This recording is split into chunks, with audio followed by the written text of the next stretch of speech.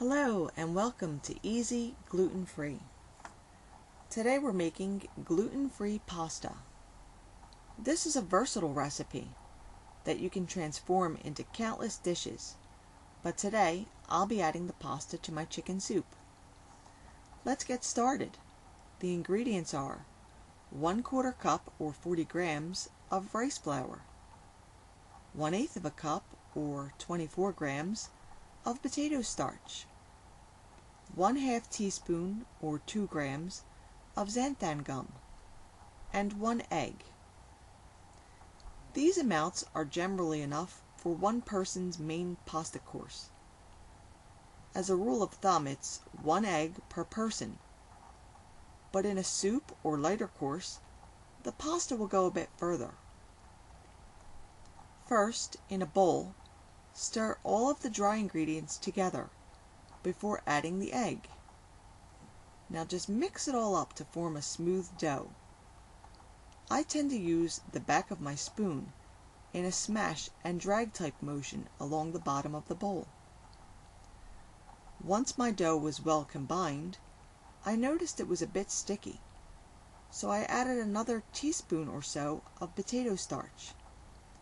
Then I continued to mix until everything was nice and smooth.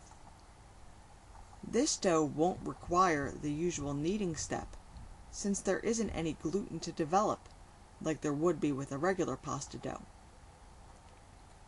At this point, wrap the dough in plastic, trying to form a more flattened rectangular shape. Then put it in the fridge for about a half an hour to chill and firm up a bit. Now to roll it out, since this dough is not as sturdy as regular pasta dough, you'll need to understand that plastic wrap and cornstarch are invaluable tools in helping you get the job done. First, unwrap the dough and dust the top with cornstarch. Then flip it over, making sure the dough is centered on the plastic wrap and that the plastic is laid out as smoothly as possible. Then dust the other side with cornstarch. Next, place a second sheet of plastic wrap on top of the dough before proceeding to roll it out.